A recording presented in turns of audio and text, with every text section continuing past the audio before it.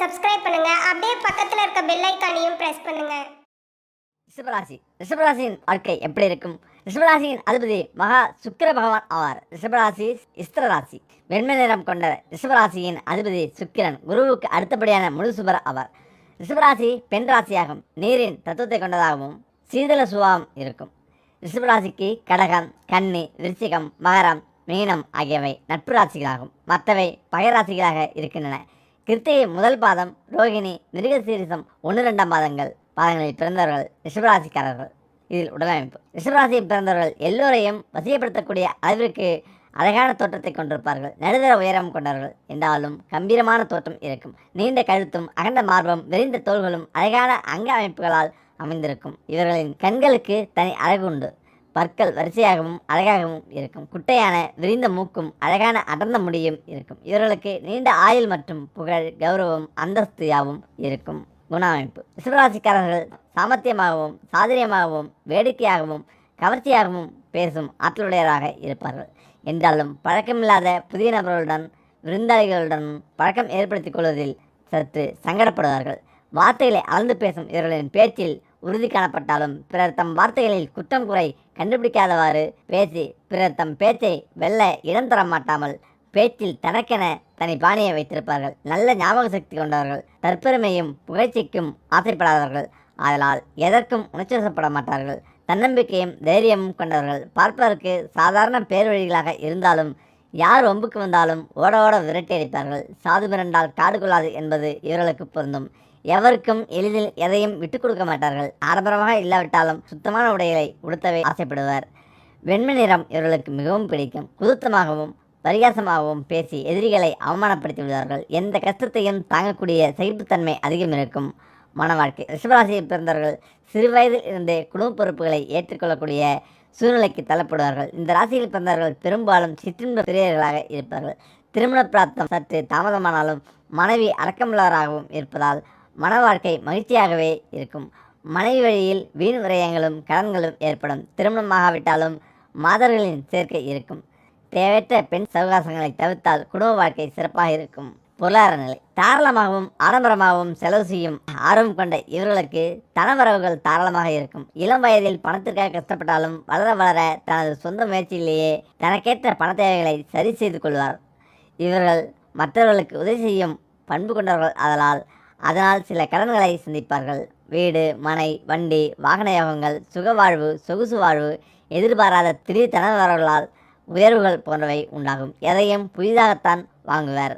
இதில் புத்திர பாக்கியம்: ரிஷபராசியில் பிறந்தவர்களுக்கு திருமணம் சீக்கிரம் நடைபெற்றால் புத்திர பாக்கியம் சற்று தாமதமாகத்தான் அமையும். அதிலும் இவர்களுக்கு பிறக்கும் பிள்ளைகளால் வீண் கவலைகளும் தொல்லைகளும் செலவுகளும் ஏற்படுமே தவிர அனுகூல பலனை அடைய முடியாது. அதுவே பெண் குழந்தைகளாக இருந்தால் ஓரளவுக்கு அனுகூல பலனை பெற முடியும். பிற்காலத்தில் ஆதரவாகவும் நடந்து கொள்வார்கள். இதில் தொழில்: ரிஷபராசியில் பிறந்த ஜாதகர் சிறுவயதில் இருந்து சம்பாதிக்க வேண்டிய நிர்பந்தம் ஏற்படுவதால் சிறு சிறு வேலைகளில் ஈடுபட்டு உழைத்து படிப்படியாக உயர்ந்து விடுவார். கலைத்துறை, இசைத்துறை போன்றவற்றில் ஆர்வமும் நவீன தொழில்களில் லாபமும் கிட்டும். பத்திரிகை துறையிலும் சிறந்து விளங்க முடியும். அடிமை தொழில் செய்வதை அறவே விரும்ப மாட்டார்கள். கூட்டாளிகளை நம்பி எந்த ஒரு செயலையும் ஒப்படைக்கும் போது சிந்தித்து செயல்படுவது நல்லது. தொழில் ரீதியாக மேற்கொள்ளும் பயணங்களால் சில நேரங்களில் அலைச்சல்களும் அதிகரிக்கும். பெரிய பெரிய நட்சத்திர ஹோட்டல்களுக்கு அதிபதியாகலாம்.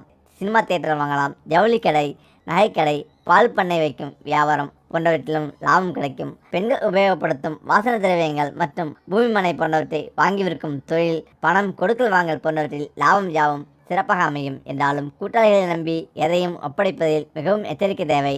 இதில் உணவு வகை: ரிஷபராசியில் பிறந்தவர்கள் பயிறு வகைகள், கேரட், பசலைக்கீரை, கிழங்கு வகை, வெள்ளரிக்காய், சிவப்பு முள்ளங்கி, சீஸ், ஆப்பிள், பாதாம், தேங்காய் போன்றவற்றை அதிகம் உணவில் சேர்த்துக் கொள்வார்கள். இனிப்பு வகைகளை தவிர்த்தால் நீரிழிவு நோய் உண்டாவதை தவிர்க்கலாம். ரிஷபங்கள்: ரோஹிணி நட்சத்திரம். இந்த பூமியில் வாழ்க்கை என்னும் பாதையில் நாம் அனைவரும் பயணம் செய்தாலும் நமது இலக்கு, திசை, நோக்கம் வெவ்வேறாகத்தான் இருக்கிறது. இதனை நாம் யாரும் மறுக்க இயலாது. நமது உடல் இயக்கமும் நமது உள்ளம், உணர்வு சார்ந்த அத்தனை இயக்கங்களும் இறையருளால் தான் நடக்கிறது. நீங்கள் இறை நம்பிக்கை இல்லாதவர்கள் என்றால் அது உங்கள் சக்திக்கும் மீறிய ஒரு இயற்கை சக்தி என்று கூட நீங்கள் எடுத்துக்கொள்ளலாம். நமது முன்னோர்கள் வகுத்த பாதையில் நாம் நமது வசதிக்கென்று காலத்திற்கு தக்கவாறு பல மாற்றங்களை செய்து கொண்டு வாழ்வில் முன்னேற நினைக்கிறோம். அது நம்மை வழிநடத்துகிறது. எது நமது வாழ்க்கையை தீர்மானிக்கிறது? இந்த பிரபஞ்சத்தில் ஒரு துளியாய் இருக்கும் நமது வாழ்வில் நமது அத்தனை இயக்கங்களும் கிரகங்கள் மூலமாக நட்சத்திரங்கள் மூலமாகவும் வழிநடத்தப்படுகிறது என்று கூறினால் அதுதான் நிதர்சனமான உண்மை. ஒருவருடைய ஜாதகப்படி பிறக்கும்போது சந்திரன் எந்த நட்சத்திரத்தின் எந்த பாதத்தில் நிற்கிறாரோ அதுவே அவருடைய ஜென்ம நட்சத்திரம் ஆகும். நமது முன்னோர்கள் ஜோதிட சாஸ்திரத்தில் 27 நட்சத்திரங்களை முக்கியமாக கருதினார்கள். அவற்றுள் 4வதாக வரும் நட்சத்திரம் ரோஹிணி நட்சத்திரம் ஆகும். இது வான்மண்டலத்தில் 40 பாகை முதல் 53 பாகை 20 கலை வரை வியாபித்துள்ளது. இது 5 நட்சத்திரங்களை கொண்டது. இது வண்டி போல் தோற்றமளிக்கும் நட்சத்திரமாகும். ஒவ்வொரு நட்சத்திரங்களும் 4 பாதங்கள் கொண்டது. இந்த 4 பாதங்களும் ரிஷபராசியில் உள்ளது. இந்த நட்சத்திரத்தின் அதிபதி சந்திரன் ஆவார். ஒரு மனிதனின் குண இயல்புகளை தீர்மானிக்கும் சக்தி அந்தந்த நட்சத்திரங்களுக்கு இருக்கிறது. அதே சமயம் அந்த நட்சத்திரத்தால் ஏற்படக்கூடிய பாதிப்புகளை தாங்கிக் கொள்ளும் சக்தி பெற அல்லது நிவர்த்தி செய்து கொள்ள இறையருளால் இயலும். அவரவர் பிறந்த நட்சத்திரத்துக்கண்டு தேவதை, உருவாக்கம், பறவை, மிருகம், விருட்சம் என்று உள்ளது. அந்த வகையில் இதில் ரோஹிணி நட்சத்திரத்தில் பிறந்தவர்களின் வாழ்க்கை ரகசியம். ரோஹிணி நட்சத்திரத்தின் அதிபதி சந்திரன். இதன் அதிபதி பிரம்மா. பிரம்மா படைப்பு கடவுள் என்பதால் இவர்கள் படைப்பாற்றல் மிக்கவர்கள். இது பகவான் ஸ்ரீகிருஷ்ணர் அவதரித்த நட்சத்திரமாகும். இதனால் இந்த நட்சத்திரக்காரர்களுக்கு மாமா என்றால் ஆகாது என்ற பொதுவான கருத்து நிலவுகிறது. இந்த நட்சத்திரம் ஆண் பாலினத்தை சார்ந்தது. இதன் நிறம் கருப்பாகும். மனித கணத்தை சார்ந்தது. இதன் பறவை ஆந்தையாகும். இதற்கு வணங்க வேண்டிய, வளர்க்க வேண்டிய, பராமரிக்க வேண்டிய மரம் நாவல் மரமாகும். இந்த நட்சத்திரத்தில் தோன்றியவர் ஸ்ரீகிருஷ்ணர் பரமாத்தா. ரோஹிணி நட்சத்திரத்தில் பிறந்தவர்கள் கல்வி அறிவு மிக்கவர்களாக இருப்பார்கள். கருணை உள்ளம் இவர்களது அடிப்படை குணம். ஆனால் யாருக்கும் கட்டுப்படாதவர்கள். பேச்சில் இனிமை நிரம்பியிருக்கும். திடமான மனம் உடையவர்கள். சொன்ன சொல் தவறமாட்டார்கள். உண்மையானவர்கள். பெரும்பாலும் சுகபோக வாழ்வை அனுபவிப்பார்கள். தங்கள் அதிகம் உழைத்து சம்பாதிப்பதை விட பிறர் சேமித்து வைத்திருக்கும் சொத்தை அனுபவிக்கும் அதிர்ஷ்டசாலிகளாக இருப்பார்கள். நினைத்ததை முடித்திடும் ஆற்றல், வாய்மை ஆகியவற்றோடு மனப்பக்குவம் நிறைந்தவராகவும் இருப்பார்கள். அடிக்கடி நோய்வாய்ப்படுவார்கள். சுகபோக வாழ்க்கை வாழும் இவர்களுக்கு கூடவே சோம்பேறித்தனமும் அதிகமாக இருக்கும். சண்டை போடும் இரு தரப்பினரையும் இனிமையான பேச்சால் சமாதானப்படுத்தி ஒற்றுமை ஏற்பட செய்வார்கள். இவர்களுக்கு தண்ணீர் என்றால் மிகவும் பிடிக்கும். அடிக்கடி தண்ணீர் குடிக்கவும் அதிக நேரம் நீராடவும் விரும்புவார்கள். பலரசம் பானங்கள் போன்றவற்றை விரும்பி அருந்துவார்கள். இவர்கள் கற்பனை வளம் மிக்கவர்கள். எழுத்து, கதை, கவிதை, ஓவியம், இசை, நாட்டியம், நடனம் என கலைகளில் ஆதிக்கம் செலுத்துவார்கள். இவர்கள் அழகை ரசிப்பவர்கள். அழகானவர்களை ரசிப்பார்கள். மற்றவர்களை விமர்சிப்பார்கள். இவர்களுக்கு நிறைய குழந்தை செல்வம் உண்டு. வாழ்வின் மிக உயர்ந்த அந்தஸ்துக்கு வருவார்கள். தான் நினைத்தவற்றை அடைவார்கள். இதில் ஒரு நபரின் வாழ்க்கை ரகசியம் அவர் பிறந்த நட்சத்திரம் மற்றும் அதனுடன் தொடர்புடைய அனைத்து அம்சங்களையும் பொறுத்து அமையும். உதாரணமாக ரோஹிணி நட்சத்திரத்தின் உருவம் வண்டி, தேர். எனவே ரோஹிணி நட்சத்திரக்காரர்களுக்கு இயல்பாகவே வாகன யோகம் அமையும். வெளியே செல்வதற்கு பொது பயன்பாட்டு வாகனங்களை பயன்படுத்த விரும்ப மாட்டார்கள். சொந்த வாகனங்களையே பயன்படுத்துவார்கள். அது தொலைதூர பயணமாக இருந்தாலும் சரி, தனி வாகனம் பயன்படுத்துவதில் ஈடுபாடு கொண்டிருப்பார்கள். இந்த நட்சத்திரத்தின் அதிபதி சந்திரன். எனவே சந்திரன் ரோகிணி மீது கொண்ட ஆசை காரணமாக துன்பம் அடைந்தது போல இவர்களும் சில சமயம் தங்கள் ஆசைகள் காரணமாக துன்பம் அடைவார்கள். இதில் உங்கள் நட்சத்திர விருட்சமும் உங்கள் குணமும். ரோகிணி நட்சத்திர விருட்சம் நாவல் மரமாகும். நாவல் மரம் குளிர்ச்சி தரும் மரமாகும். இதன் எல்லா பாகங்களும் மருத்துவ பயன் தரக்கூடியது. இந்த மரத்தை வண்டுகளும் கருநாகங்களும் சுற்றி சுற்றி வரும். அதுபோல ரோகிணி நட்சத்திரத்தில் பிறந்தவர்கள் குளிர்ச்சியானவர்கள். மெல்லிய குரலில் பேசுவார்களை தவிர அதிர்ந்து பேச மாட்டார்கள். தெளிந்த அறிவுடனும் அதிநுட்ப நொதியுடனும் எந்த ஒரு செயலையும் செய்வார்கள். ரோஹிணி நட்சத்திரத்தில் பிறந்த பெரும்பாலோர் திரைத்துறையில் பெரிய கலைஞராகவும் இருப்பார்கள். இவர்களை எப்பொழுதும் ஒரு ரசிகர் கூட்டம் சுற்றி வரும். இவர்கள் விவசாயத்தின் மூலம் அபரிதமான வருமானத்தை ஈட்டக்கூடியவர்கள். இதில் ரோஹிணி நட்சத்திரத்தின் அடையாளங்கள்: தேர், வண்டி, கோவில், ஆலமரம் மற்றும் சக்கரம், உதயம், பசு, சூரியன், நீர், நாகம், ஆந்தை. தொழில் ஆர்வங்கள்: பத்திரிகை, ஊடகம், தகவல் தொழில்நுட்பம், தொலைத்தொடர்பு, நூலகம், காப்பீட்டு நிறுவனங்கள், வங்கிகள் போன்ற துறைகளில் பணி செய்வதில் ஆர்வமுடையவர்கள். இவர்கள் சொந்த தொழில் செய்வதற்கு அதிகம் விரும்ப மாட்டார்கள். கலைத்துறையில் இவர்கள் மிகுந்த ஆர்வம் உடையவர்கள். இவர்கள் கலைத்துறை, அரசியல், இனிப்பு சார்ந்த தொழில்கள், பால் தொடர்பான தொழில்களில் ஈடுபட்டால் தொழில் முன்னேற்றம் அடைவர். விருப்பமான செயல்கள்: பிரயாணங்கள், கதை, கவிதை எழுதுதல், இசை, நாடகம், நாட்டியம், கவிதை எழுதுதல், பேச்சாளர். நீரில் அதிக விருப்பம் உடையவர்கள். நோய்: இந்த நட்சத்திரத்தில் பிறந்தவர்களுக்கு மூல நோய், வாயு தொல்லை, மூச்சு பிரச்சனை, இதய கோளாறு, கண் பார்வை கோளாறு, பல் ஈறுகள் பிரச்சனை, மன அழுத்தம் போன்றவை இருக்கக்கூடும். சளித்தொல்லை, நுரையீரல் தொற்று, சளி, இருமல், தலை பாரம், தலையில் நீர்க்கோத்திருத்தல் முதலான பிரச்சனைகளை அடிக்கடி சந்திப்பார்கள். வயிறு தொடர்பான பிரச்சனைகள் மற்றும் அஜீரண கோளாறு ஏற்படும். ஒவ்வொரு நட்சத்திரத்துக்கும் 4 பாதங்கள் உண்டு. ரோஹிணி நட்சத்திரத்தின் 4 பாதங்களும் ரிஷபராசியில் அமைந்திருக்கிறது. ஒவ்வொரு பாதத்தில் பிறந்தவர்களுக்கும் வெவ்வேறு குணநலம் காணப்படும். அதனை இப்பொழுது காணலாம். ரோகிணி முதல் பாகம். ஆசைகள் அதிகம் கொண்டவராகவும் பெரும் பணக்காரர்களாக இருப்பார்கள். கற்று அறிந்தவர்கள் நட்பை பெறுவார்கள். நல்ல கவர்ச்சியான அழகு தோற்றம் கொண்டவர்கள், கம்பீரமான தோற்றம் கொண்டவராக இருப்பார்கள். இவர்கள் வெளியிடங்களில் அலைவதில் அதிக விருப்பம் காட்டுவார்கள். வாக்கு திறமை உடையவர்கள். ரோகிணி 2ஆம் பாதம். நல்ல சுபாவம் கொண்டவர்கள், ஆசார அனுஷ்டானங்களை பின்பற்றுபவர்கள், உண்மையானவர்கள், நீதி நேர்மையுடன் இருப்பார்கள். மந்திரிகம் மற்றும் சாஸ்திரங்களில் பிரியம் உடையவர்கள், பெண்களிடம் நேசம் கொண்டவர்களாக இருப்பார்கள். நல்ல திறமையான பேச்சாளர்கள், உண்மையானவர்கள், திமிரான நடத்தை உள்ளவர்கள். இதில் ரோகிணி 3ஆம் பாதம். சிறந்த கல்வி கற்றவராக இருப்பார்கள். திறமை மிக்கவராக இருப்பார்கள். இவர்கள் கணிதம் மற்றும் சங்கீதம் போன்றவற்றில் ஆர்வம் கொண்டவராக இருப்பார்கள். மாயவித்தை தெரிந்தவர்களாக இருப்பார்கள். கவிதை எழுதுவதில் வல்லவராக இருப்பார்கள். ரோகிணி 4ஆம் பாதம். பிறர் சொல்லும் சொற்களை பொறுக்க மாட்டார்கள். நீதி மற்றும் நேர்மையுடன் நடந்து கொள்வார்கள். பெண்களிடம் பழகுவர்களாக இருப்பார்கள். பெண்கள் ஆண்களிடம் பழகுவார்கள். செல்வந்தர்களாக இருப்பார்கள். செல்வாக்குடன் இருப்பார்கள். பெருமைக்குரியவர்கள். அனைவருக்கும் தெரிந்த பிரபலமானவர்கள். இதில் ரோகிணி நட்சத்திரத்தில் பிறந்த திசை பலன்கள். ரோகிணி நட்சத்திரத்தில் பிறந்தவர்களுக்கு முதல் திசை சந்திர திசையாக சந்திர திசை வரும். சந்திர திசை மொத்தம் 10 வருடங்கள் என்றாலும் பிறந்த நேரத்தை கொண்டு மீதமுள்ள வருடங்களை கணக்கிட்டுக் கொள்ளலாம். சந்திர திசை காலங்களில் பிறப்பதால் உடல்நிலையில் ஜலதோஷம் சம்பந்தப்பட்ட பாதிப்புகள், தாயின் உடல்நிலையில் பாதிப்புகள் உண்டாகும். 2வது திசையாக வரக்கூடிய செவ்வாய் திசையில் மொத்த காலங்கள் 7 வருடங்களாகும். இந்த திசை காலங்களில் கல்வியில் மேன்மை, குடும்பத்தில் சுபிட்சம், எடுக்கும் முயற்சியில் வெற்றி உண்டாகும். சற்று முன்கோபமும் ஏற்படும். குடும்பத்தில் எதிர்பாராத வீண் செலவுகளும் உண்டாகும். 3வது திசையாக வரும் ராகு திசை காலங்களில் நிறைய போராட்டங்களை சந்திக்க வேண்டி வரும். கல்வியில் தடை, குடும்பத்தில் நிம்மதியற்ற நிலை, எதிலும் எதிர்நீச்சல் போட வேண்டிய அமைப்பு கொடுக்கும்.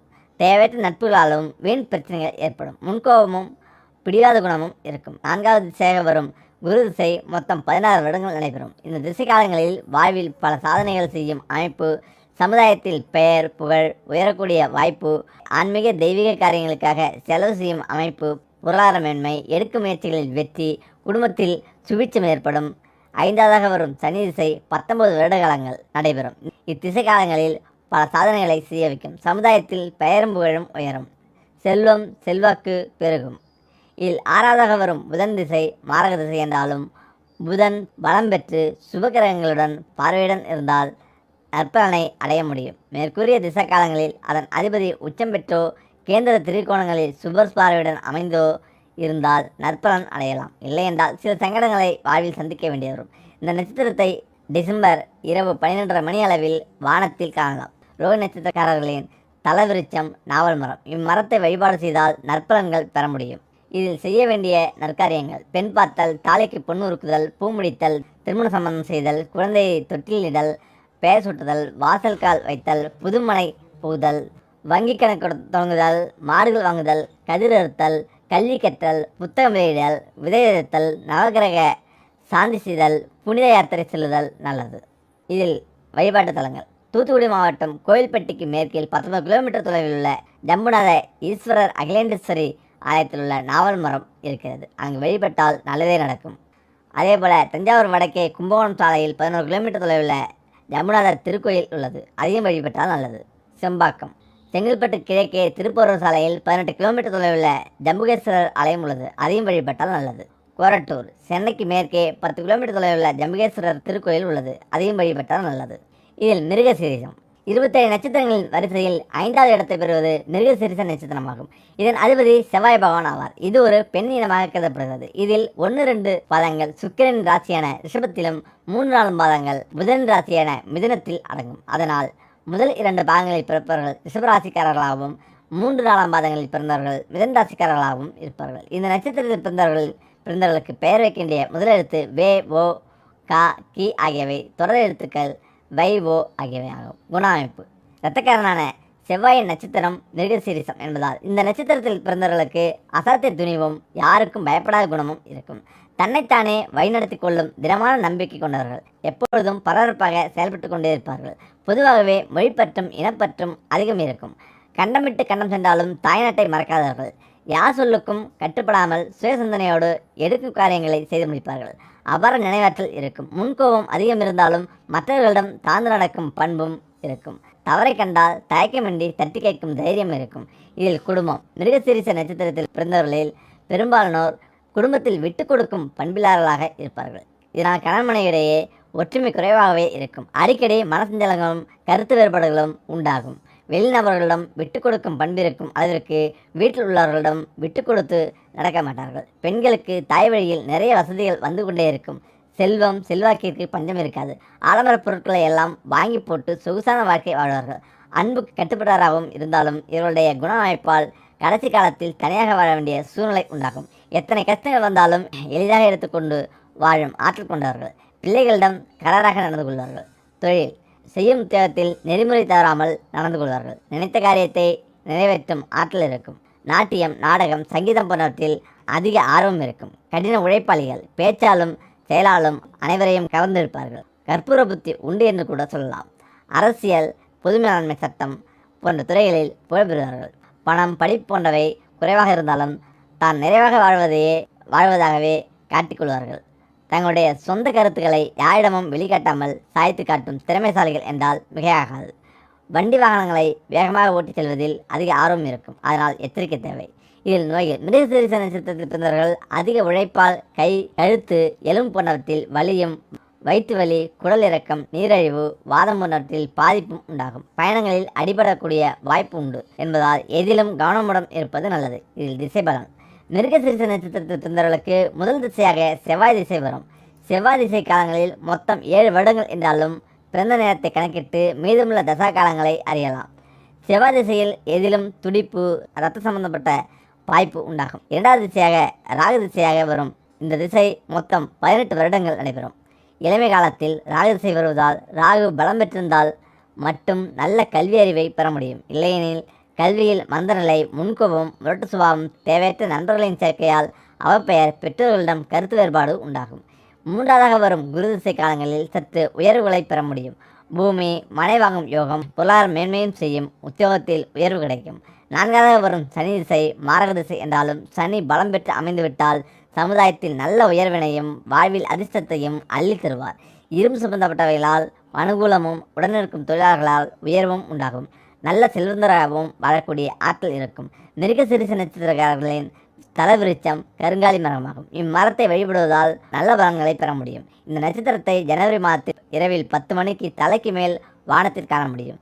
செய்ய வேண்டிய நல்ல காரியங்கள் திருமணம் காதுகுத்து சீமந்தம் செய்தல் ஆபரணங்கள் செய்தல் தானியம் வாங்குதல் விதை விதைத்தல் கிணறு வெட்டுதல் யாத்திரை செல்லுதல் கல்வி கற்க தொடங்குதல் கால்நடைகளை வாங்குதல் போன்றவற்றில் மிருகசீரிச நட்சத்திரத்தில் செய்யலாம். இதில் வழிபாட்டு தலங்கள் ஓசூர் கிருஷ்ணகிரி மாவட்டம் ஓசூரில் உள்ள சந்திர சுடேஸ்வரர் மகரதாம்பிகை திருக்கோயில். இதை வழிபட்டால் நல்லதே நடக்கும். கிருஷ்ணகிரி தருமபுரிக்கு வடக்கே 48 கிலோமீட்டர் தொலைவில் உள்ள சந்திரமௌலீஸ்வரர் கோயில் உள்ளது.